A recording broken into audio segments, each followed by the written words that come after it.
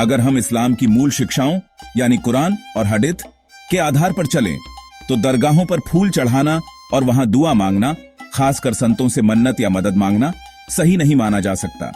इसका कारण है 1. उलेमा क्या कहते हैं वो यहां बताया गया है। इस्लाम के कोर सोर्सेज कुरान और हदीस के मुताबिक दरगाहों पर फूल चढ़ाना या मदद के लिए संतों से प्रेयर करना अप्रूव्ड नहीं है।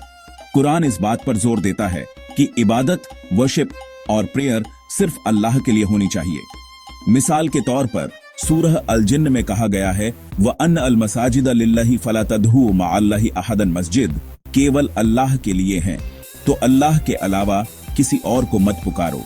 सूरह यूनुस 3:106 में भी चेतावनी है, वला तदहु मिन दूनिल्लाहि मा ला यनफउका वला यदुर्रुका फइन फअलता फइन्नका इदन मिनज़-ज़ालिमीन, और अल्लाह के सिवा ऐसी चीज को न पुकार जो न तुझे फायदा पहुंचा सके और न नुकसान।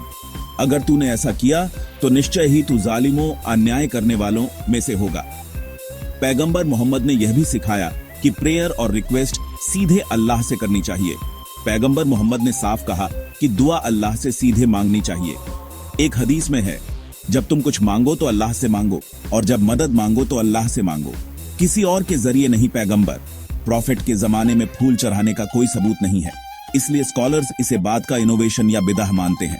पैगंबर ने कहा, जो कोई हमारी इस शरीयत में नई चीज ईजाद करे जो उसमें से नहीं है वह नामंजूर है, और अगर किसी का इरादा अल्लाह के बजाय संतों से मदद मांगना है तो इसे एक सीरियस सिन, शिर्क भी माना जाता है।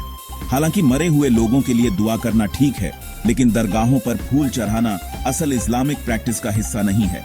दुआ सिर्फ अल्लाह से बिना किसी मध्यस्थ के मांगना ही सही रास्ता है। तो ये जानकारी कैसी लगी, और अगर आपके पास कोई सवाल या इस वीडियो के लिए कोई सुझाव है तो कृपया कमेंट करें।